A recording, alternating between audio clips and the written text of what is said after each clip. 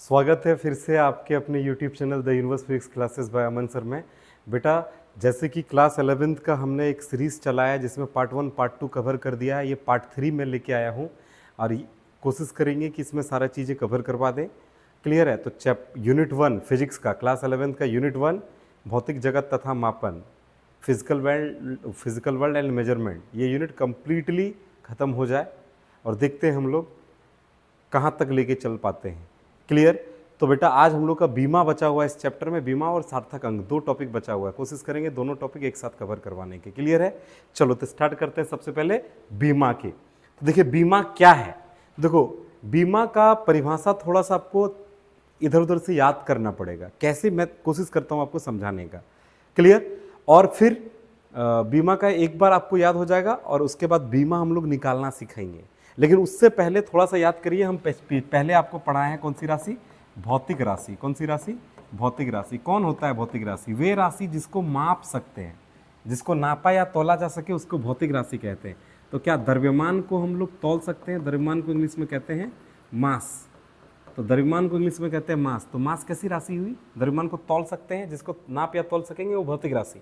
द्रव्यमान को तौल सकते हैं, द्रव्यमान भौतिक राशि हो गया। दूरी को नाप सकते हैं, हाँ दूरी को नाप सकते हैं। दूरी कैसी राशि? भौतिक राशि। इंग्लिश में इसको कहते हैं डिस्टेंस या लेंथ। तीसरा समय को भी हम लोग नाप सकते हैं। मैं 10 मिनट से पढ़ा रहा हूँ तो टाइम नाप सकते हैं। टाइम कैसी राशि? भौतिक राशि। तो ये सारी चीज़ें भौतिक राशि। अब इन भौतिक राशि को प्रदर्शित करने के लिए, अच्छे से बताने के लिए, भौतिक राशि को अच्छे से बताने के लिए उनके मूल मात्रकों में, जैसे इनका कुछ मूल मात्रक है, जैसे मूल मात्रक, क्या मूल मात्रक होगा? जैसे द्रव्यमान का पहला लेटर m तो इसका मूल मात्रक हो गया m। दूरी का पहला लेटर l तो इसका मूल मात्रक हो गया l।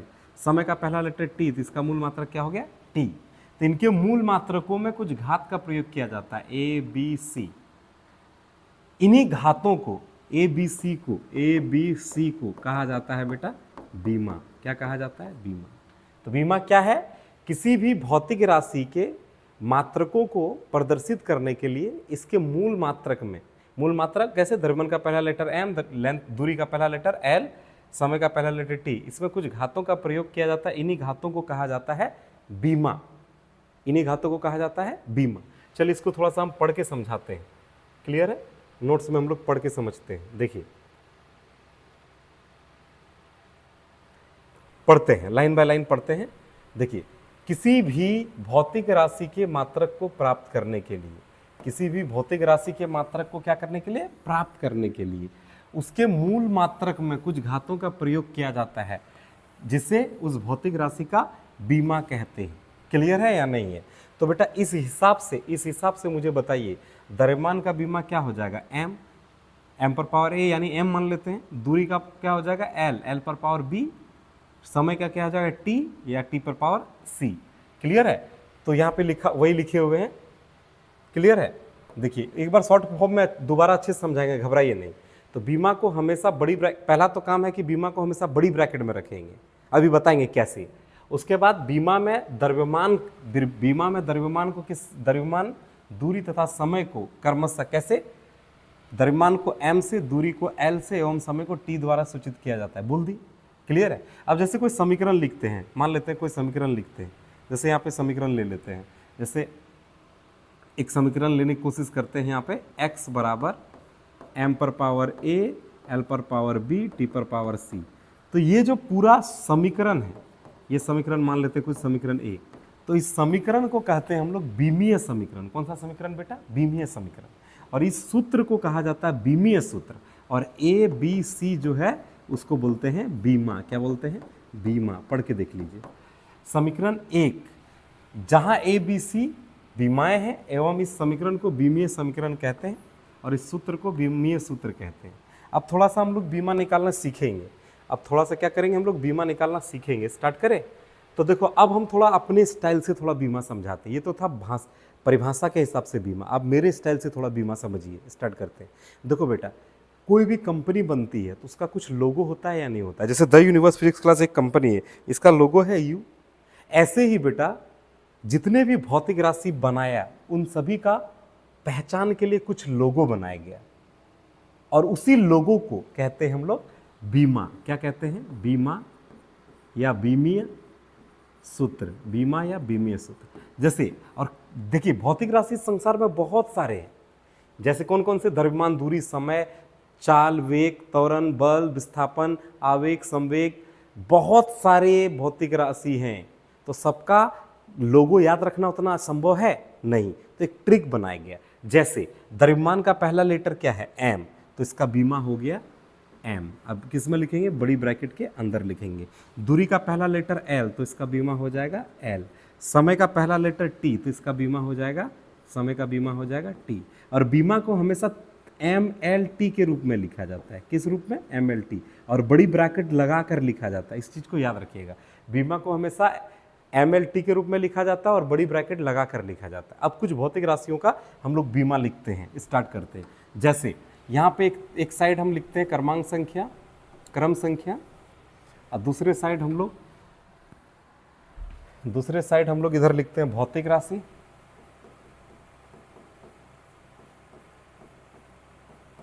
क्लियर, इधर उसका भौतिक राशि का सूत्र लिखेंगे और इधर क्या लिखेंगे, उस भौतिक राशि का बीमा लिखेंगे। क्लियर है, स्टार्ट करते हैं। नंबर 1, चलिए नंबर 1, चलिए इस सबको एक एक लाइन से हम लोग देखते चलते हैं। स्टार्ट करते हैं। नंबर 1, क्षेत्रफल। क्षेत्रफल को नाप सकते हैं, तो क्षेत्रफल कैसी राशि हुई, भौतिक राशि। क्षेत्रफल नाप पाल सकते हैं, क्षेत्रफल को कितना, रूम कमरे का क्षेत्रफल कितना है नाप सकते हैं, ये भौतिक राशि हुआ। और क्षेत्रफल का सूत्र जनरली होता है लंबाई गुना चौड़ाई। लंबाई एक तरह की दूरी है। लंबाई एक तरह की, हम आपको क्या बताएं, लंबाई एक तरह की क्या है, लंबाई एक तरह की दूरी है, और चौड़ाई भी एक तरह की दूरी है। और दूरी का बीमा क्या हो जाएगा, एल। दूरी का बीमा क्या हो जाएगा, एल। तो लंबाई का बीमा एल, बीमा को हमेशा बड़ी ब्रैकेट में लिखेंगे। चौड़ाई का बीमा क्या हो जाएगा, इसका भी बीमा एल। अब बोलिए एल गुना एल कितना हो जाएगा, एल स्क्वायर। और बीमा, तो बेटा क्षेत्रफल का बीमा क्या मिला, एल स्क्वायर। या बीमा को हमेशा किस रूप में लिखते हैं, एम एल टी के रूप में। जैसे एम यहाँ है, इक्वल एम है, एल स्क्वायर है, खाली एम है नहीं है, जो नहीं है उसके ऊपर में 0, टी है नहीं है, टी पे पावर 0। देखो किसी भी चीज़ पर पावर 0 का मतलब होता है 1, गुना में एल स्क्वायर गुना टी पर पावर 0 का मतलब 1, गुना करिएगा तो कितना बचेगा, सिर्फ एल स्क्वायर, वही बचा। तो या तो बीमा को हम लोग किस रूप में लिखते हैं, देखो बेटा, लंबा क्षेत्रफल हुआ, क्षेत्रफल का सूत्र हुआ लंबाई और चौड़ाई। लंबाई एक तरह की दूरी है, चौड़ाई भी एक तरह की दूरी है। तो इस लंबाई का, दूरी का बीमा होता है एल, तो दोनों दूरी है तो दोनों का बीमा एल एल, तो क्या हो जाएगा एल स्क्वायर। या तो इसको एम एल टी के रूप में लिखते हैं। देखो एम है नहीं है, जो नहीं रहेगा उस पर पावर 0 चढ़ाना है। एल है क्या गो है, 2 चढ़ा दी। टी है क्या गो, इक्वल नहीं है, तो टी पर पावर 0 चढ़ा दी। उसी तरह बेटा दूसरा नंबर, आयतन का सूत्र होता है लंबाई गुना चौड़ाई गुना ऊंचाई। देखिए लंबाई एक तरह का दूरी, चौड़ाई एक तरह का दूरी, ऊंचाई भी एक तरह का दूरी। और दूरी का बीमा हम बता चुके हैं, दूरी का बीमा क्या होता है बेटा, एल। दूरी का बीमा क्या होता है, एल। तो सबका बीमा क्या हो जाएगा, तीनों का एल गुना एल, तीनों का बीमा एल। तो क्या गो एल, 1 2 3, एल पर पावर 3। क्या यहाँ पे एम है नहीं है, तो ऊपर पावर 0, एल है 3 गो, टी नहीं है, टी पर पावर 0। कोई दिक्कत तो बोलिए, क्लियर। तीसरा घनत्व। देखिए सब अभी हम लोग बीमा निकालना सीख रहे हैं, घनत्व क्या है ये सारी चीज़ें नहीं सीखना है, इसको आगे पढ़ाएंगे। घनत्व का सूत्र होता है कितना द्रव्यमान है कितने आयतन में, द्रव्यमान बटे आयतन होता है घनत्व का सूत्र। क्लियर है। द्रव्यमान का बीमा अभी तुम पढ़ाएं, द्रव्यमान का बीमा क्या पढ़ाएं, एम। तो इसका बीमा हो जाएगा एम। और आयतन का बीमा अभी तो निकाले, आयतन का बीमा कितना निकाले बेटा, एल क्यूब। अब बोलिए एल क्यूब तो ऊपर जाएगा तो क्या हो जाएगा, एम। देखो बेटा ऊपर जाने जैसे 1/x को ऊपर ले जाते हैं तो क्या लिखते हैं, x पर पावर -1। कैसे, यहाँ कुछ नहीं है तो प्लस का 1 है, ऊपर जाएगा तो क्या हो जाएगा, माइनस का 1। ऐसे ही एल पर पावर -3 है, ऊपर जाएगा तो एल पर प्लस का 3 है, ऊपर जाएगा तो माइनस का 3। तो एम एल पर पावर -3, या बेटा टी है क्या, नहीं है, एम एल पर पावर -3 है खाली, टी नहीं है तो टी पर पावर 0।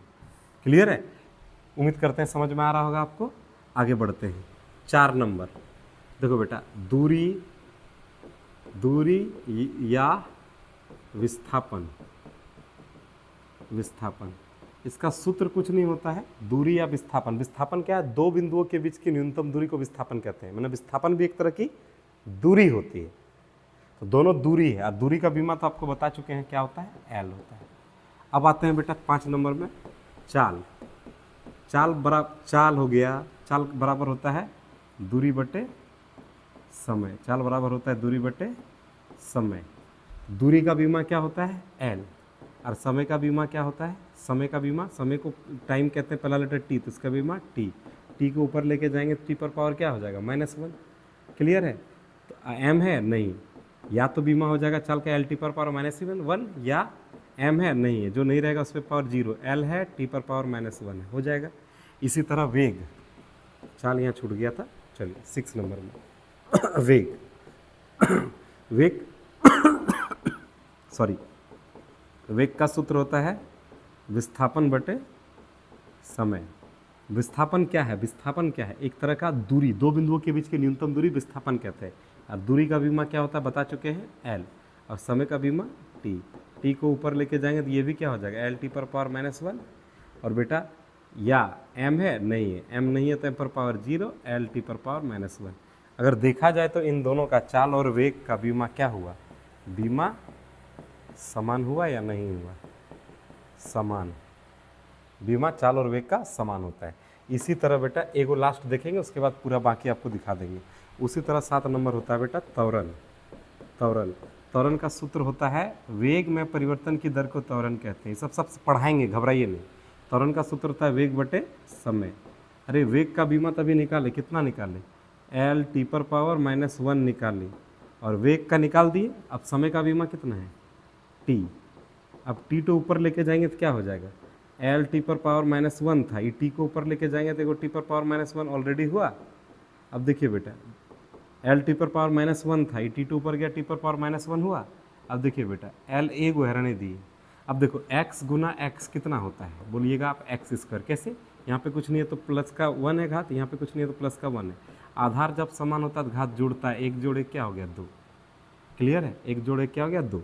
तो यहाँ पे भी देखिए l है, रहने दिए। अब टी आधार समान, घात जुड़ेगा, -1 कितना हो जाएगा, -2। m है, त्वरण का बीमा क्या मिला, त्वरण का बीमा क्या मिला, एल टी पर पावर -2। अब इसको दूसरे शब्दों में इज्जत के रूप में कैसे लिखेंगे बेटा, m है नहीं है तो m पर पावर 0, एल टी पर पावर -2। उम्मीद करते हैं समझ में आया होगा। ऐसे टोटल बीमा आपको 30-32 को याद रखना है, हम निकालना सिखा दिए आपको। क्लियर है? चलिए, ऐसे ही आपको पूरा लिस्ट दिया हुआ है, आप देख लीजिएगा। क्लियर? इसको उतार लीजिएगा। वेग तक बताएं, त्वरण तक हम आपको बता चुके हैं, चलिए त्वरण तक का बता चुके हैं। क्लियर है? अब देखेंगे बल का बीमा। तो बल का सूत्र होता है द्रव्यमान गुना त्वरण। द्रव्यमान का बीमा तो आप जानते हैं m होता है। त्वरण का भी आपने निकाला कितना, एल टी पर पावर -2, एल टी पर पावर -2 निकाला। ठीक है, तो m एल टी पर पावर -2 हो जाएगा। क्लियर है? गुना होके। ऐसे ही कार्य एवं ऊर्जा का सूत्र होता है बल गुना विस्थापन। बल का बीमा अभी तो निकाला कितना, m एल टी पर पावर -2 निकाला, और विस्थापन का क्या होता है, l। तो l यहाँ लिख दिए, क्या हो जाएगा, m, यहाँ पे देखिए m है, लिख दिए, l गुना l² हो जाएगा, टी पर पावर -2 हो जाएगा। ऐसे बेटा बहुत सारे के बीमा हैं। देखिए, संवेग, आवेग, शक्ति, दाब, आवृत्ति, सबका सूत्र है। एक लाइन से आप देखते चलिएगा। गुरुत्वाकर्षण, नियतांक, बल, आपको बल आघूर्ण, आपको मात्र 16 को बीमा याद रखना है। आपके एग्जाम में, जैक बोर्ड 11th क्लास के एग्जाम में मात्र 16 को बीमा आता है। क्लियर है? क्या उसके बाद का बीमा नहीं आता है? आता है, लेकिन जनरली 11th में 16 तक में कंप्लीट हो जाएगा। क्लियर है या नहीं है? अब आगे देखते हैं हम लोग, इतना जितना भी बीमा है, जितना भी राशि है, सबका बीमा बाद में हम लोग जैसे जैसे चैप्टर को पढ़ेंगे पढ़ते जाएंगे। क्लियर है? आपको एक बार स्लाइड करके दिखाते चलते हैं, चाहे तो स्क्रीनशॉट भी ले सकते हैं आप। 25 हो गया, 26, 27, क्लियर है, 27। उसके बाद एक रुक जाइएगा, 27 के बाद यहाँ पे बचा हुआ, यहाँ पे लिखा हुआ है। ठीक है, थोड़ा नोट्स में उल्टा सीधा हो गया है। 28, 29, 30 और 31 सारा यहाँ से कॉपी कर लीजिएगा, लाइन बाय लाइन। क्लियर है? उम्मीद करते हैं बीमा निकालना आप सीखे होंगे। मेनली 3 को बीमा याद रखिएगा। कौन कौन सा बीमा याद रखिएगा, द्रव्यमान का बीमा m, दूरी का बीमा l, समय का बीमा t। इसी से लगभग सब निकल जाता है। क्लियर है? तापमान का बीमा t होता है, सॉरी तापमान का बीमा थीटा होता है, थीटा या q, तो भी ये को याद रखिएगा। और विद्युत धारा का बीमा a होता है, a। क्लियर है? चलिए, तो सब बीमा हो गया। अब बीमा के कुछ अनुप्रयोग पढ़ेंगे, बीमा के कुछ अनुप्रयोग पढ़ेंगे। देखते हैं बीमा के कुछ अनुप्रयोग। क्लियर? अब पहला बीमा का अनुप्रयोग पढ़ते हैं। बीमा का अनुप्रयोग मतलब बीमा जो पढ़े अब उसका उपयोग क्या है, बीमा के अनुप्रयोग। तो बीमा के अनुप्रयोग में पहला अनुप्रयोग हम लोग पढ़ते हैं एप्लीकेशन नंबर 1। क्या है? भौतिक राशि की सूत्र की सत्यता की जांच करना।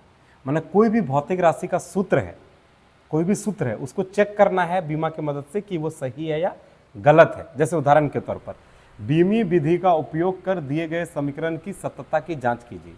बीमी विधि का उपयोग कर दिए गए समीकरण, ये 3 समीकरण है, ये तीनों गति के समीकरण है। क्लियर है? ये समीकरण सब चेक करना है सही है या गलत है। जैसे पहला समीकरण v बराबर u प्लस at, दूसरा समीकरण s बराबर ut plus half at square, तीसरा v स्क्वायर बराबर u स्क्वायर प्लस 2s, और तीसरा तीनों समीकरण को चेक करना है बीमी विधि का उपयोग करके कि तीनों सूत्र सही है या गलत है। तो कैसे चेक करेंगे? हम एक सूत्र पढ़ करते हैं। अच्छा, उससे पहले थोड़ा बेसिक जानकारी आप लोगों को दे देते हैं बेटा। बेसिक जानकारी क्या है? मान लीजिए ए बिंदु पर कोई वस्तु है। किस बिंदु पर? ए बिंदु पर कोई वस्तु है, उसको जाना है बी बिंदु तक। उसको कहाँ तक जाना है? इस भी वस्तु को बी बिंदु तक। तो बेटा इस दौरान ए से बी तक जब जाएगा कुछ दूरी तय करेगा। दूरी को एस से सूचित करते हैं। किससे सूचित करते हैं? एस से। तो एस यहाँ पे क्या है? दूरी है, या तो इसको बोलते हैं विस्थापन। अगर दो बिंदुओं के बीच की ये न्यूनतम दूरी है तो इसको बोलेंगे विस्थापन, दूरी या विस्थापन। कभी कभी इसको स्थिति भी बोलते हैं, स्थिति भी बोलते हैं। अब जैसे मान लेते हैं ए बिंदु से कोई वस्तु अपना गति प्रारंभ किया। जब कोई वस्तु अपनी गति प्रारंभ करती है तो उस वेग को बोलते, देखो बेटा, जब कोई वस्तु अपनी गति प्रारंभ करेगा, कुछ वेग लेकर प्रारंभ करेगा ना। जब कोई वस्तु अपनी गति प्रारंभ करता है कुछ वेग लेकर प्रारंभ करेगा, उस वेग को बोलते हैं प्रारंभिक वेग। जब कोई वस्तु अपना गति प्रारंभ करता है, जो वेग लेकर प्रारंभ किया उस वेग को बोलते हैं प्रारंभिक वेग। जैसे मैं एक वस्तु हूं, मैं अपना गति प्रारंभ कर रहा हूं, तो यहां से जो वेग लेकर प्रारंभ करेंगे उस वेग को कौन सा वेग बोलेंगे? प्रारंभिक वेग, जिसको सूचित करते हैं u से। तो u कौन सा वेग हुआ? प्रारंभिक वेग। अब जैसे मुझे वहां तक जाना है तो मैं यहां तक पहुंचा चल के, तो यहां पहुंचने से पहले मेरी जो वेग रही, यहाँ पहुंचने से पहले जो मेरी वेग रही, जैसे बी बिंदु तक पहुंचा, पहुंचने से पहले मेरी वेग जो रही उसको हम बोलते हैं अंतिम वेग, जिसको सूचित करते हैं किससे? v से सूचित करते हैं। तो v कौन सा वेग हुआ? अंतिम वेग। इस दौरान क्या मेरा वेग परिवर्तन नहीं हुआ होगा? मान के चलिए हम 1 किलोमीटर प्रति घंटा से जा रहे थे, अचानक दौड़ने लगे, वेग परिवर्तन हुआ। तो वेग में परिवर्तन को कहते हैं त्वरण। त्वरण को सूचित करते हैं किससे? s से। ए से, छोटा वाला a से। त्वरण को किससे सूचित करते हैं? a से। तो त्वरण हो गया a, प्रारंभिक वेग हो गया u, अंतिम वेग हो गया v, और दूरी या विस्थापन को किससे सूचित करते हैं? s से। चलिए, तो बेटा इतनी बात समझ में आया। अब यहाँ पे 3 गो सूत्र था, तीनों को प्रूव करना था। v बराबर u प्लस at, इसको प्रूव करना था। फिर दूसरा नंबर में क्या था? s बराबर ut plus half at square, इसको भी चेक करने देखना था कि गलत है या सही है। तीसरा क्या था? v स्क्वायर बराबर u स्क्वायर प्लस 2as, ये सारी चीज़ों को चेक करना था। तो यहाँ पे v क्या है? अंतिम वेग। u क्या है? प्रारंभिक वेग। a क्या है? त्वरण। t क्या है? समय। s क्या है? दूरी, विस्थापन या स्थिति। u क्या है? प्रारंभिक वेग। t क्या है? समय। a क्या है? त्वरण। t क्या है? समय। v क्या है? अंतिम वेग। u क्या है? प्रारंभिक वेग। 2 क्या है? 2 कोई संख्या है। a क्या है? त्वरण। s क्या है? दूरी, विस्थापन या स्थिति। ये सारी चीज़ें समझ में आया, तब आप निकाल पाओगे बेटा। चलिए, तो पहला नंबर क्वेश्चन को बनाते हैं। 1 नंबर में ये वाला क्वेश्चन को हम बनाते हैं कि ये बीमी विधि का उपयोग करके ये समीकरण सही कर चेक करेंगे सही है या गलत है। तो बेटा देखिए, हम बना रहे हैं 1 नंबर क्वेश्चन, v बराबर u प्लस at, इसका सॉल्यूशन दे रहे हैं। SOL पर पावर n माने सॉल्यूशन। तो हम कैसे बनाएंगे ये समीकरण? हम पहले मान के चलते हैं दिया गया समीकरण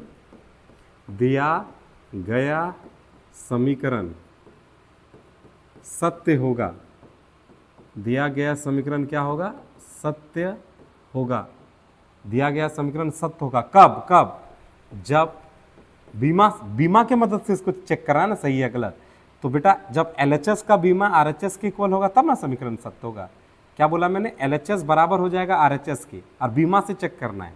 तो जब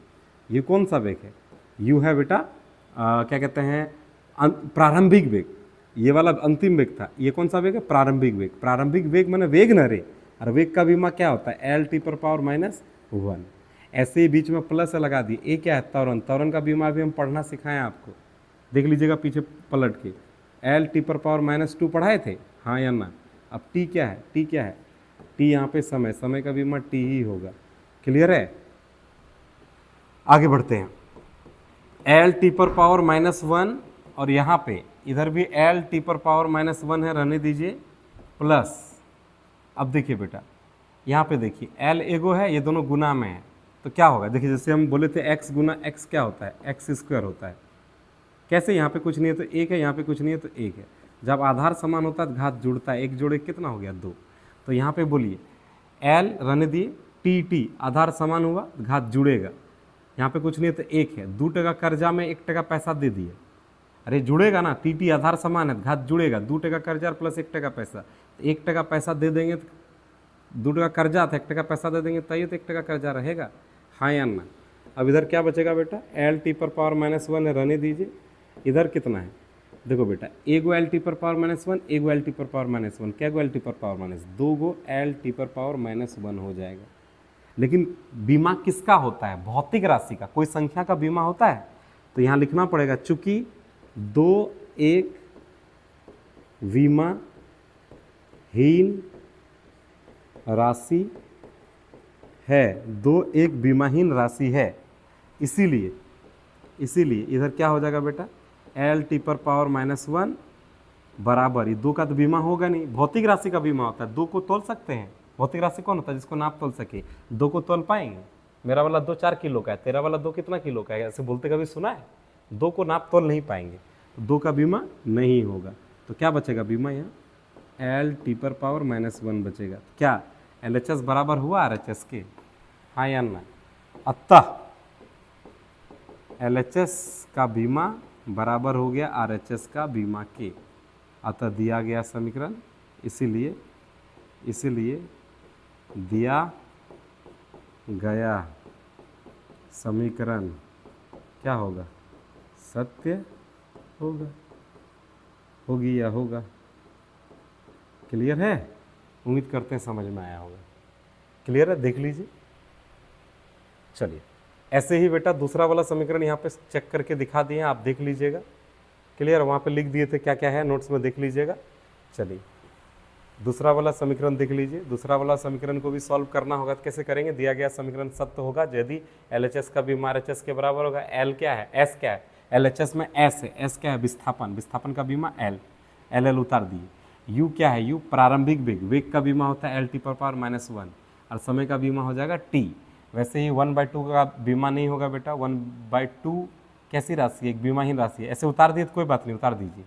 उसके बाद त्वरण का बीमा क्या होता है, त्वरण का बीमा ए क्या है, त्वरण का बीमा होता है एल टी पर पावर -2 और टी स्क्वायर, टी माने टी पर पावर -2 या टी स्क्वायर माने टी का स्क्वायर हो जाएगा। ठीक है, अब देखिए एल है, एल उतार दिए, एल टी पर देखो बेटा समझो, एल एगो है लिख दिए, अब टी पर पावर -1 यहाँ पे टी पर पावर +1 कट जाएगा, टी पर पावर 0, 0 लिखना जरूरी है क्या, किसी भी चीज़ पर पावर 0 का मतलब 1, 1 गुना एल, एल ही होगा। इधर भी देखिए 1/2 एक बीमाहीन राशि है, इसको हटा दिए। अब देखो एल टी पर पावर -2 और यहाँ पे टी पर पावर +2 है, +2 टी पर पावर -2 और टी पर पावर +2 कैंसिल आउट हो जाएगा, तो क्या बचेगा सिर्फ एल। अब देखो एल एल क्या हो जाएगा 2L, 2 एक बीमाहीन राशि है, इधर का बीमा क्या बचा एल, इधर का बीमा क्या बचा एल, तो एल एच एस बीमा एल एच एस का बराबर क्या हो गया आर एच एस, दिया गया समीकरण क्या होगा सत्य होगा। आगे बढ़े, इसी तरह तीसरा वाला भी देख लीजिएगा, उम्मीद करते हैं समझ में आ जाएगा। चलिए अब हम लोग पढ़ते हैं बेटा बीमा का अनुप्रयोग नंबर 2। अब देखिए बीमा का अनुप्रयोग नंबर 2 क्या कहता है, अज्ञात राशियों के बीमा को प्राप्त करने के लिए। किसी भी अज्ञात राशि का हम लोग बीमा प्राप्त कर सकते हैं। कोई भी अज्ञात राशि है उसका बीमा प्राप्त कर सकते हैं, किसकी मदद से? बीमा का अनुप्रयोग नंबर 2 की मदद से। जैसे यहाँ पे क्वेश्चन दिया हुआ है, एक कण का बल F बराबर AB प्लस BX² दिया गया है, जहां भी बता दिया गया है क्या है बेटा? भी है वेग तथा x क्या है? विस्थापन। तो A तथा B का बीमा ज्ञात कीजिए। किसका बीमा ज्ञात कीजिए? A और B का बीमा ज्ञात कीजिए। देखिए बेटा समझिए, अच्छे से समझना जो मैं बोलना चाह रहा हूं। बीमा के मदद से अज्ञात राशि का बीमा निकालना है, क्लियर है? तो यहाँ पे एक समीकरण दिया है, समीकरण में ये A और ये B अज्ञात राशि है, उसी का क्या निकालने बोला है? A तथा B का क्या निकालिए? बीमा ज्ञात कीजिए। जहाँ पे भी बता दिया है क्या है? वेग, x क्या है? विस्थापन है। कैसे करेंगे इस तरह का क्वेश्चन को सॉल्व? देखो एक चीज, पहले एक सवाल का जवाब दीजिए। बीमा में L प्लस L कितना होता है? आप बोलिएगा 2 है, तो मैं आपको पूछूंगा कि 2 का बीमा होता है? आप बोलिएगा 2 का बीमा नहीं होता है। 2 भौतिक राशि है, अरे 2 संख्या है, कोई भी संख्या का बीमा नहीं होता है, तो 2 का बीमा नहीं होगा। तो L प्लस L कितना हो गया? L ही हुआ। तो बेटा प्लस रह के कोई फायदा हुआ? नहीं। तो प्लस के जगह में हम क्या बराबर लिख सकते हैं? ऐसे L बराबर L लिख सकते हैं। प्लस जुड़ के भी तो L ही मिला ना, तो यानी दोनों बराबर होगा। अब जैसे मान के चलो, नहीं समझ में आया, देखो मान के चलो L माइनस L है। आप बोलिएगा L माइनस L कितना हो जाएगा? 0L जीरो हो जाएगा। जीरो नहीं होगा, 0L होगा। अब जीरो का तो बीमा नहीं होगा, संख्या है, जीरो का बीमा नहीं होगा, तो क्या हो जाएगा? L। माने L माइनस L का बीमा क्या हो जाएगा? L। तो ये -2 रख के कोई फायदा हुआ? नहीं। तो जहाँ प्लस या माइनस देखोगे, तो क्या लगा देंगे तुम? बराबर। बीमा में प्लस या माइनस का क्या होता है? बराबर। जैसे यहाँ पे देखिए, F का बीमा, किसका बीमा? F का बीमा। उसके बाद बराबर का चिन्ह है, यहाँ बराबर लगाएं। किसका बीमा? AV का बीमा। अब यहाँ क्या दिखा? प्लस को हम लोग बराबर या प्लस या माइनस को बराबर समझेंगे। यहाँ क्या लिख दिए? बराबर। किसका बीमा? BX² का बीमा। माना बीमा में प्लस या माइनस कुछ भी रहे तो बराबर गिना जाएगा। अब बोलिए, F का बीमा बराबर AV का बीमा बराबर इतना, तो क्या ये दोनों का बीमा बराबर होगा? किसका? F का बीमा बराबर AV का बीमा बराबर होगा। तो वही लिखें, F का बीमा बराबर AV का बीमा। F का बीमा कितना होता है? mLT/-2। ये बल का बीमा टेबल में आप देख लीजिएगा, इतना होता है। अब A तो निकालना था, A रख दिए। अब V का बीमा क्या होता है? LT/-1। V का बीमा कितना होता है? LT/-1। क्लियर है? इसीलिए A का बीमा यहाँ से क्या निकलेगा? A का बीमा ये गुना में है, इधर आके भगा में हो जाएगा। इधर कितना है? mLT/-2, और ये इधर आके भगा में क्या हो गया? LT/-1। अब देखिए M यहाँ पे एगो है, तो M एगो लिख दी, कोई दिक्कत? अब देखो बेटा, ये L एगो L कट जाएगा, काटना मत, कट जाएगा तो कोई L बचेगा नहीं, बचेगा L/0। अब ऊपर कितना है? T/-2, और नीचे कितना है? T/-1। अब देखो T/-2 और ये T/-1 ऊपर जाएगा तो क्या हो जाएगा? प्लस का 1। T आधार समान। अब 2 टका कर्जा है और 1 टका पैसा, 1 टका दे देगा, तय 1 टका कर्जा रहेगा, T/- क्या हो जाएगा? -1 हो जाएगा। तो A का निकल गया बीमा। क्या निकला? M0L T/-1। उसी तरह बेटा F का बीमा बराबर हो जाएगा, अरे इतना बराबर इतना है, तो क्या F का बीमा बराबर हो जाएगा BX² का बीमा? वही लिखे, देखो F का बीमा चेक करिए, F का बीमा बराबर क्या हो जाएगा? BX² का बीमा। F का बीमा कितना होता है? mLT/-2, ऊपर बता चुके हैं। B तो निकालना रहने दिए। x² क्या था? विस्थापन एक तरह की दूरी है, दूरी का बीमा क्या होता है? L। तो L का स्क्वायर हो जाएगा। अब यहाँ से B निकलेगा तो L² को इधर भेज देंगे, तो ये गुना में है, इधर आके भगा में हो जाएगा। mLT/-2, L² गुना में है, तो इधर आके भगा में हो गया। अब बोलिए, यहाँ पे M है एगो लिख दिए, L ऊपर में एगो है, नीचे 2 गए, कट जाएगा, नीचे एगो L बचेगा, ये ऊपर जाएगा तो L/-1, T/-2। A और B का बीमा निकल गया। उम्मीद करते हैं समझ में, A का बीमा इतना तथा B का बीमा इतना है। उम्मीद करते हैं समझ में आ रहा होगा। तो ये बीमा का अनुप्रयोग नंबर 2 कट खत्म हो गया।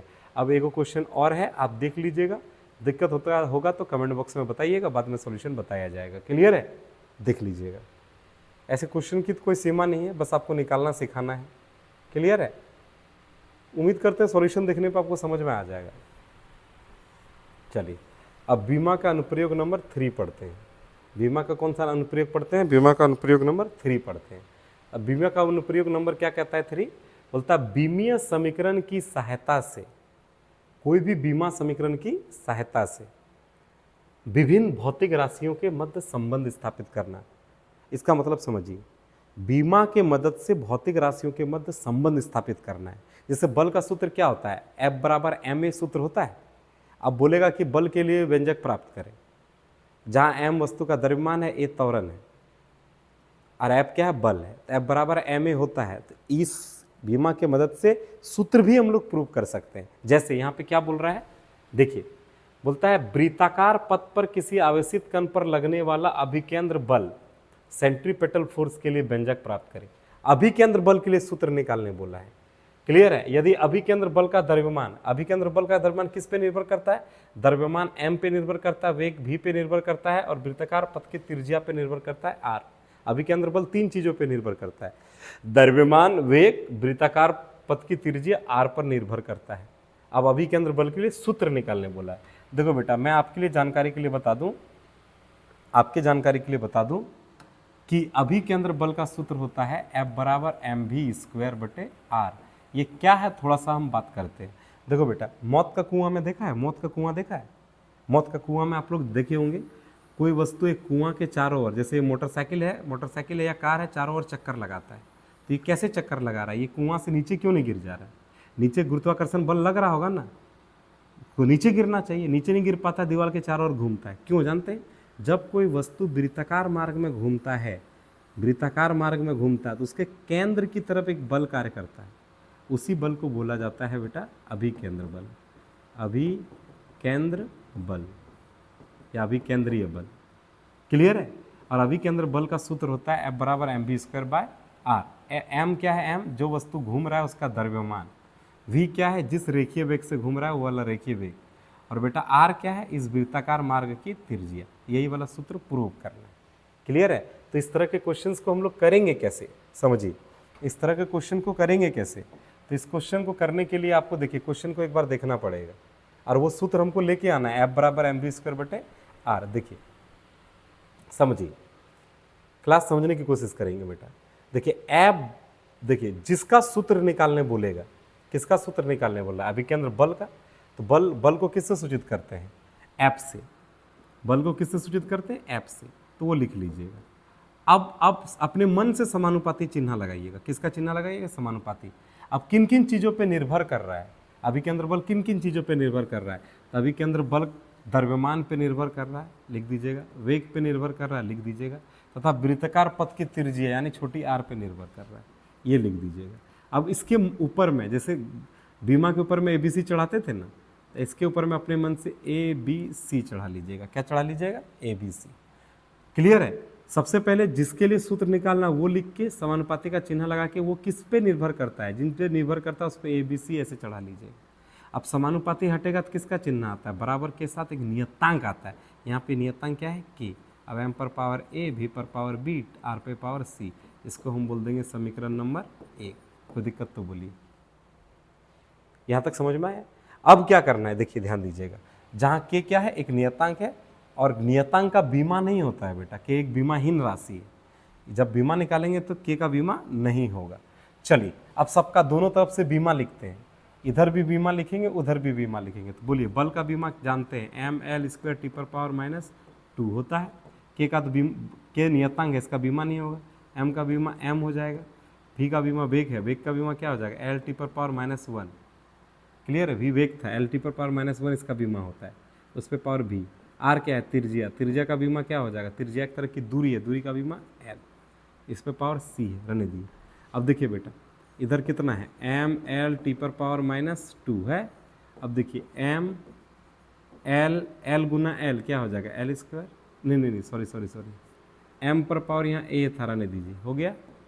अब आगे देखिए, यहाँ पे l पर पावर l और t पर पावर -b है, तो l पर पावर क्या हो जाएगा, b, और t पर पावर क्या हो जाएगा, -b, और l पर पावर यहाँ क्या है, c, रहने दीजिए।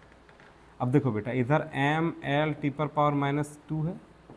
अब ml2 को जोड़िए, m पर पावर a है, रहने दीजिए। अब l यहाँ भी, l यहाँ भी, l पर पावर कितना हो जाएगा, यहाँ पे b है और वहाँ पे c है, तो क्या हो जाएगा, b + c। जब आधार समान होता है तो घात जुड़ता है, b जोड़ c, हो गया। ऐसे ही t पर पावर कहीं नहीं है तो कितना है, b है। अब घात का तुलना करिए, यहाँ पे कुछ नहीं है तो 1 है, यहाँ पे कुछ नहीं है तो 1 है। जैसे m पर पावर यहाँ a है, यहाँ m पर पावर 1 है, तो a बराबर क्या हो जाएगा, 1। ऐसे एल पर पावर यहाँ बी प्लस सी है और यहाँ पे 1 है, तो बी प्लस सी बराबर क्या हो जाएगा 1, टी पर पावर माइनस बी है तो क्या हो जाएगा टी पर पावर यहाँ पे -2 है तो माइनस बी बराबर क्या हो जाएगा -2। क्लियर है?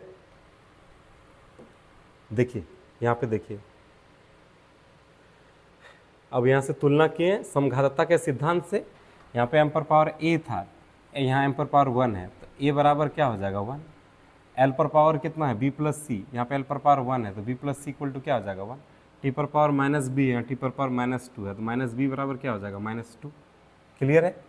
अब देखिए यहाँ से ए का मान कितना निकल गया 1, बी प्लस यहाँ पे बी का मान ये माइनस माइनस कट जाएगा, बी बराबर क्या निकल जाएगा 2।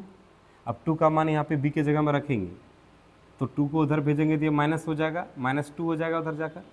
अब -2 जोड़ 1, 2 टका में कर्जा में 1 टका पैसा जुटेगा तो -1 बचेगा, सी का मान 1 बचेगा।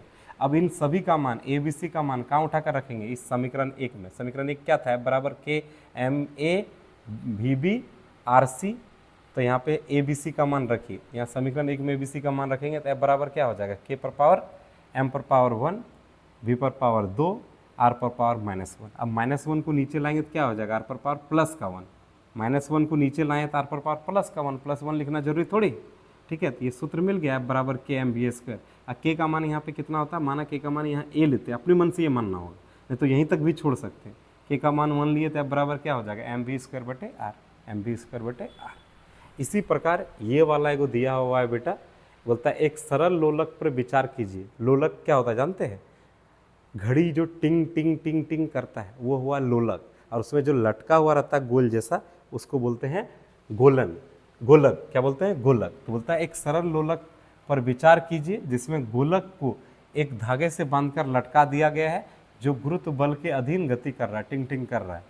मान लीजिए इस लोलक को दोलन काल, इस मतलब इस लोलन का दोलन काल, दोलन काल मैंने समय निकालने, समय का सूत्र निकालने बोला है, टी निकालने बोला है। इसके किसके पे डिपेंड कर रहा है, लंबाई एल पे, एल पे पावर ए चढ़ जाएगा, द्रव्यमान एम, एम पर पावर बी चढ़ जाएगा, और गुरुत्व त्वरण पर पावर जी पर पावर सी चढ़ जाएगा। क्लियर है? एल पर पावर ए, बी पर पावर एम पर पावर बी और जी पर पावर सी चढ़ जाएगा। अच्छा, गुरुत्व त्वरण मैंने त्वरण, त्वरण का भी मान एल टी पर पावर -2 होता है। उसी तरह से इसको सॉल्व करिएगा तो इसका आंसर आ जाएगा। आप एक बार देख लीजिएगा, गारंटी समझ में आएगा। क्लियर है? चलिए, उम्मीद करते हैं समझ में आया होगा। नहीं समझ में आया होगा तो कमेंट में बताएंगे। क्लियर है? आगे हम लोग बढ़ते हैं। अब बेटा बीमा का अनुप्रयोग नंबर 4 पढ़ेंगे। क्या पढ़ेंगे? बीमा का अनुप्रयोग नंबर 4। क्या कहता है बीमा का अनुप्रयोग नंबर 4? बोलता है भौतिक राशियों के मात्रकों को एक पद्धति से दूसरे पद्धति में परिवर्तित करने के लिए। भौतिक राशि की मात्रक को एक पद्धति से कहाँ बदलना है? दूसरे पद्धति में बदलना है। तो पद्धति समझिए क्या होता है। 3 गो पद्धति मेनली पढ़ना है आपको। पहला पद्धति पढ़ना है CGS, हम पढ़ा चुके हैं, पार्ट 1 में ये है CGS मात्रक, और दूसरा पार्ट 2 में है, ये दूसरा पार्ट 2 में, पार्ट 2 देख लीजिएगा, विभिन्न प्रकार के पद्धति। ये हो जाएगा CGS प्रणाली या पद्धति, CGS। दूसरा हो जाएगा FPS प्रणाली, तीसरा हो जाएगा MKS प्रणाली। ये 3 प्रणाली है। अरे सबके बाद में आया चौथा वाला SI प्रणाली या SI मात्रक आया। अब इनको समझने के लिए हम पहले भी बता चुके हैं। क्या क्या बता चुके हैं? 3 चीज़ें समझना होगा, दूरी, द्रव्यमान और समय। देखिए, C माने होता है सेंटीमीटर, G माने होता है ग्राम, S माने होता है सेकेंड। क्लियर है? ऐसी प्रणाली जिसमें दूरी को सेंटीमीटर में नापेंगे, द्रव्यमान को ग्राम में नापेंगे, समय को सेकंड में नापेंगे, उसको बोलेंगे CGS प्रणाली। अच्छा, SI प्रणाली में दूरी का SI मात्रक होता है मीटर, द्रव्यमान का SI मात्रक होता है किलोग्राम, समय का मात्रक क्या होता है? सेकंड। तो इसमें एक प्रणाली से दूसरे प्रणाली में जाना है, बीमा की मदद से हम लोग जा सकते हैं। जैसे सेंटीमीटर में CGS प्रणाली में मान दिया हुआ है और बोलेगा SI प्रणाली में कूदने के लिए। क्लियर है? CGS प्रणाली में मान दिया रहेगा, बोलेगा SI प्रणाली में कूदने के लिए। देखते हैं क्वेश्चन हम लोग को समझ में आएगा। क्लियर है? देखिए, बोलता है भौतिक राशि के मात्रकों को एक पद्धति से दूसरे पद्धति में परिवर्तित करने के लिए हम लोग बीमा का अनुप्रयोग करते हैं। जैसे उदाहरण, अच्छा इसका एक फॉर्मूला होता है, इसको डेरिवेशन तो आपकी देखने की जरूरत नहीं, एग्जाम में आता नहीं है बेटा। इसका एक फॉर्मूला याद रखिएगा, N2 बराबर N2 बराबर फॉर्मूला होता है, इसको याद रखिएगा, क्या होता है फॉर्मूला, डेरिवेशन की जरूरत नहीं है। N2 का फॉर्मूला होता है बेटा, N2 बराबर इतना होता है, इतना इतना। अब N2 बराबर सूत्र होता है N1 M1 बटे M2 पर पावर A, L1 बटे L2 पर पावर B, T1 बटे T2 पर पावर C। ये सूत्र तो आप याद रखिएगा। चलिए अब देखते हैं, क्वेश्चन एक करके देखते हैं, क्वेश्चन एक करके देखते हैं। इस फॉर्मूला को याद रखना है आपको, क्लियर है, ये अपने आप बन जाएगा। चलिए देखते हैं, बोलता ऊर्जा का एसआई मात्रक जूल, ऊर्जा का एसआई मात्रक क्या है, जूल है, तथा सीजीएस मात्रक अर्ग होता है। ऊर्जा का दो मात्रक है, एक एसआई मात्रक क्या है, जूल, और सीजीएस मात्रक बोला अर्ग है। तो बोलता है ऊर्जा को जूल से भी नापते हैं, अर्ग से भी नापते हैं। तो बोलता बीमीय विधि का उपयोग कर बीमा के मदद से एक जूल को अर्ग में बदलिए। देखिए बेटा क्वेश्चन में क्या बोल दिया, बीमा के मदद से, ध्यान दीजिएगा, एक जूल को काहे में बदलने बोला, खाली जगह अर्ग में बदलने बोला। देखिए बेटा ये संख्या है, इसका मान हो जाएगा N1। जूल मात्रक है, कौन सा मात्रक है, एसआई मात्रक है। कौन सा मात्रक है, जूल ऊर्जा का एसआई मात्रक है। और यहाँ पे क्या भराएगा, N2 भराएगा, N2 निकालना है तुमको। अर्ग किसका मात्रक है, सीजीएस मात्रक। तो पहला प्रणाली कौन सा हो गया, ये हो गया प्रथम प्रणाली, कौन सा, एसआई प्रथम प्रणाली, जिसमें N1 का मान दिया, N1 का मान कितना दिया है, 1। तुमको N2 का मान निकालना है, सीजीएस प्रणाली में N2 का मान निकालना है। क्लियर है या नहीं है। तो इस तरह के क्वेश्चंस को कैसे करते हैं, सबसे पहले बताइए किसका बीमा निकालने बोला है, किसका बोला है, ऊर्जा का बीमा बोला है ना, ऊर्जा का मात्रक जूल बोला है ना, सीजीएस मात्रक अर्ग बोला है ना, जिसका मात्रक बोला है, किसका मात्रक बोला है, ऊर्जा का। पहले ऊर्जा का बीमा लिखिए। तो ऊर्जा का बीमा हम टेबल में निकलवाएं, देखिएगा यहाँ पे होता है m पर पावर 1, लिखने की जरूरत नहीं है लेकिन फिर भी m पर पावर 1, L पर पावर 2, T पर पावर -2, ये ऊर्जा का बीमा होता है। तो ये जो ऊपर में पावर चढ़ा रहता है इसको ABC बोलते हैं। जैसे m पर पावर कुछ नहीं है तो 1 है, तो A बराबर क्या हो जाएगा 1, L पर पावर 2 है तो B बराबर अपने मन से क्या हो जाएगा 2, क्योंकि बीमा को याद है हम कैसे लिखते थे, m पर पावर A, L पर पावर B, T पर पावर C लिखते थे ना, तो वही वाला तुलना करके लिखते हैं। जैसे T पर पावर यहाँ -2 है, T पर पावर -2 के जगह में क्या होना चाहिए, C, तो C बराबर क्या हो जाएगा -2, हो गया। अब क्या को प्रणाली है आपके पास, जूल कौन सा प्रणाली है, जूल कौन सा प्रणाली, एसआई प्रणाली। अब कूदना किस में है, सीजीएस में कूदना है, अर्ग में। एक साइड आप लिखिए एसआई पद्धति प्रथम प्रणाली, एसआई पद्धति प्रथम प्रणाली, और सीजीएस में कूदना है, सीजीएस कौन सी प्रणाली है, द्वितीय प्रणाली। अब देखिए बेटा प्रथम प्रणाली में N1 का मान दिया हुआ है क्या, कितना मान दिया 1, तो N1 का मान कितना दिया, यहाँ पे मिस प्रिंट है थोड़ा सा, N1 का मान दिया हुआ है, कितना दिया हुआ है N1 का मान, यहाँ पे दिया 1, और N2 का मान निकालना है, यहाँ पे N2 होगा, N2 का मान निकालना है। अब देखिए MLT बीमा होता है, M1 पहला प्रणाली है तो M1 L1 T1 कर दी। अब बोलिए एसआई प्रणाली में द्रव्यमान को M क्या, द्रव्यमान को किस में नापेंगे, kg, 1 kg बोल दिए। दूरी को किस में नापेंगे, मीटर, तो 1 मीटर बोल दिए। समय को किस में नापेंगे, सेकंड में ना 1 सेकंड बोल दिए। ऐसे ही सीजीएस प्रणाली में द्रव्यमान को किस, दूसरा प्रणाली हो गया तो M2 L2 T2 कर दी। इसमें किस में नापेंगे, द्रव्यमान को 1 ग्राम में, L2 को किस में नापेंगे, C मैंने द्रव्यमान को नापे ग्राम में, C मैंने क्या होता है सेंटीमीटर, दूरी को सेंटीमीटर में, समय को सेकंड में नापेंगे। क्लियर, एक एक कर दिए। अब सबका मान सब रखो फॉर्मूला में। फॉर्मूला क्या है, फॉर्मूला हमारा क्या था, N2 बराबर क्या था, N1 M1 M2 पर पावर B, L1 L2 पर पावर C B, और T1 T2 पर पावर C होता है। तो M1 कितना है, यहाँ पे देखिए M1 कितना है, थोड़ा छोटा कर देते हैं दिखेगा। चलिए M1 है A, तो 1 kg लिख दी। M2 कितना है, 1 ग्राम, 1 ग्राम लिख दी। ऐसे ही L1 कितना है, 1 मीटर लिख दिए। L2 कितना है, 1 सेंटीमीटर। क्लियर है। T1 कितना है, 1 सेकेंड। T2 कितना है, 1 सेकेंड लिख दिए।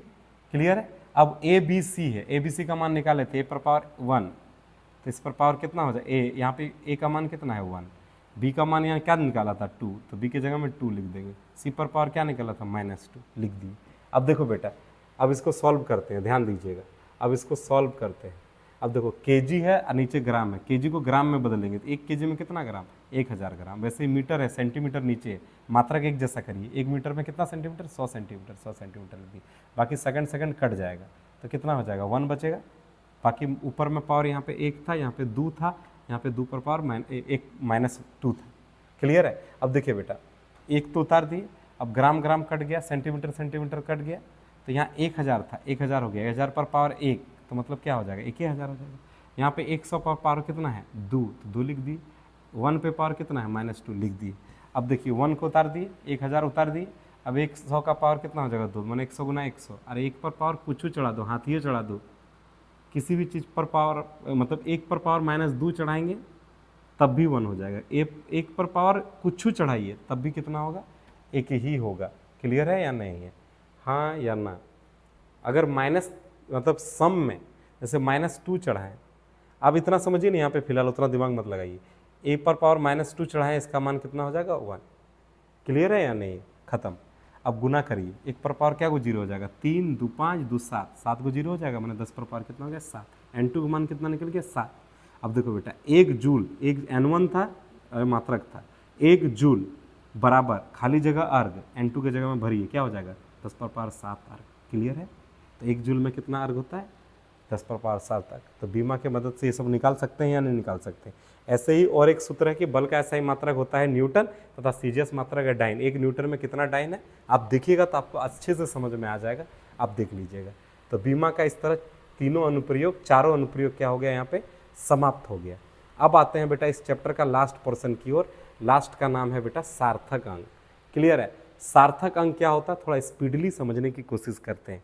सार्थक अंक वो अंक होता है जिसके विश्वास पे हम लोग कोई संदेह पैदा नहीं करते। जैसे मैं बोलता हूँ कि चावल मैंने नाप के दिया 100 केजी, 100 केजी नाप के दिए, तो क्या एक्यूरेट 100 केजी होगा या 100 दशमलव कुछ होगा या 98 दशमलव कुछ होगा। तो क्या 100 के 100, ये तीनों नंबर पे 100, 1 हो गया पहला नंबर, 00 दूसरा, तीसरा नंबर हो गया, क्या इन तीनों नंबर पे हमको संदेह नहीं है, थोड़ा ज़्यादा या कम हो सकता है, तो ये सार्थक अंक नहीं कहलाएगा। सार्थक अंक वो होगा जिसके सटीकता, विश्वसनीयता पे कोई संदेह पैदा ना हो। अभी सिखाएंगे देखिएगा। तो सार्थक अंक वे अंक होते हैं जो किसी भी माप में सटीकता और विश्वसनीयता को क्या करता है दर्शाता है। अब सार्थक अंक पहचानने के कुछ नियम देखते हैं, स्टार्ट करते हैं। नियम नंबर 1, तो पहला नियम है बेटा सभी अशून्य अंक सार्थक अंक होते हैं। जितने भी इस दुनिया में अशून्य अंक है सभी सार्थक है। उदाहरण के तौर पर देखिए 496, तो सब अशून्य अंक है, 4 6 0 है ये नहीं है तो अशून्य अंक हुआ। 4 9 6 क्या गो अंक हुआ 3 गो सार्थक अंक हो गया। 94.5 दशमलव रहे तो कोई दिक्कत नहीं, खाली अशून्य होना चाहिए। 2 2 4 अशून्य अंक है, चारों सार्थक है। ऐसे यहाँ पे सभी अशून्य अंक है, 5 गो अंक है, पांचों सार्थक हो गए। क्लियर है, अब आगे देखते हैं। 2 अशून्य अंकों के मध्य आने वाले सभी शून्य अंक भी सार्थक अंक होते हैं। 2 गो अशून्य अंक के बीच में कोई शून्य अंक आ गया तो वो भी सार्थक होगा। उदाहरण के तौर पर देखिए यहाँ पे 2 गो अशून्य अंक है, 5 और 6, 2 गो अशून्य अंक है, उसके बीच में शून्य आया तो ये सार्थक अंक होंगे। क्या गो सार्थक अंक होगा 1 2 3 गो सार्थक अंक होगा। ऐसे यहाँ पे 4 6 9 0 2 0 1, 2 गो अशून्य अंक के बीच में शून्य है, यहाँ भी 2 अशून्य के बीच में एक शून्य है, सभी सार्थक होंगे। 3 2 5 6 7 गो सार्थक अंक हो गया। यहाँ पे 5 0 0 6 0 1, 5 0 0 6, 2 अशून्य अंक के बीच में 2 गो शून्य अंक है, ये भी सार्थक अंक होंगे। यहाँ भी 2 अशून्य अंक के बीच में एक शून्य सार्थक अंक, कितना हो जाएगा 3 3 3 6, सब सार्थक अंक हो जाएगा 6 गो। चलिए अब आगे देखिए बेटा, बोलता दशमलव बिंदु से पहले के शून्य अंक सार्थक अंक नहीं होते हैं। दशमलव बिंदु, अगर दशमलव बिंदु पहले होगा बेटा, दशमलव बिंदु अगर पहले होगा तो उसके आसपास का शून्य सार्थक नहीं होता है। जैसे उदाहरण के तौर पर 0.56 दशमलव बिंदु पहले है तो ये शून्य सार्थक अंक नहीं होगा। क्या गो सार्थक अंक हो गए यहाँ पे देख लीजिए, 2 गो सार्थक अंक हो गए। उदाहरण के तौर पर ये वाला देखिए 0.0054 दशमलव बिंदु पहले है तो ये सब जितने शून्य हैं कोई संख्या नहीं है तो जितने भी शून्य है सब सार्थक अंक नहीं होगा। क्या गो सार्थक अंक है 2 गो, सिर्फ 2 गो सार्थक अंक होगा। मतलब दशमलव बिंदु अगर पहले है तो उसके आसपास का शून्य सार्थक नहीं होगा। जैसे यहाँ पे दशमलव बिंदु के पहले संख्या है, ये सब सार्थक होगा, लेकिन इसके पहले शून्य है, ये सब सार्थक होगा नहीं, ये और ये सार्थक नहीं होगा। क्या गो सार्थक अंक 3 गो। क्लियर है, उम्मीद करते हैं समझ में आ रहा होगा। आगे पढ़िए। दशमलव बिंदु के बाद या अंतिम के शून्य सार्थक अंक होते हैं। दशमलव बिंदु के अंत में जो शून्य सब होगा वो सार्थक अंक होंगे। जैसे 5.00 5.00 दशमलव बिंदु के बाद में है तो ये शून्य सार्थक अंक होंगे। क्या को सार्थक अंक हो गया 1 2 3, तो 3 दशमलव बिंदु है, इसके अंतिम शून्य 1 2 3 4 5, ये सब सार्थक अंक होंगे, 5 गो सार्थक अंक। दो अशून्य अंकों के मध्य शून्य अंक सार्थक अंक होंगे, तो ये तीनों सार्थक अंक हो गया। और दशमलव के बिंदु के अंत में शून्य सब आ रहा है, तो ये भी सार्थक होगा। 3 2 5 क्या हो सार्थक अंक 5। चलिए अंतिम नियम पढ़ते हैं। यदि दशमलव बिंदु नहीं है, अगर दशमलव बिंदु नहीं है तो अंत में आने वाले शून्य अंक सार्थक अंक नहीं होते हैं। अगर दशमलव बिंदु नहीं रहेगा तो अंत में जो शून्य आएगा वो सार्थक अंक नहीं होगा। उदाहरण के तौर पर देख लीजिए, यहाँ पे देखिए 5600 दशमलव बिंदु नहीं है, तो ये अंत में आने वाला शून्य सब ये सार्थक अंक होगा नहीं, 56 खाली सार्थक होगा, क्या होगा 2 ऐसे ही बेटा दो शून्य अंक के बाद शुद्ध शून्य अंक सार्थक अंक होगा, ये तीनों सार्थक होगा, लेकिन अंतिम का 2 शून्य सार्थक होगा नहीं, तो क्या हो सार्थक अंक 3 सिर्फ देख लीजिए। अब देखिए दशमलव 2 शून्य के अंक के मध्य शून्य सार्थक होगा, लेकिन ये अंतिम वाला 0 सार्थक होगा नहीं, तो क्या को सार्थक हो गया 1 2 3 4 को सार्थक है। उम्मीद करते हैं आपको वीडियो अच्छा लगा होगा। अब इसी के साथ पार्ट 3 यहाँ पे क्या हो जाता है, समाप्त हो जाता है। यूनिट नंबर 1 भौतिक जगत तथा मापन यहाँ पे समाप्त हो जाता है। उम्मीद करते हैं ये वीडियो अच्छी लगी होगी। अगर कोई थोड़ा स्पीड बनाया हूँ मैं इस वीडियो को, अगर कहीं कोई दिक्कत होता है तो कमेंट में बताएंगे, मैं दोबारा कोशिश करूँगा वीडियो बना के आपको डालूँ। Thank you.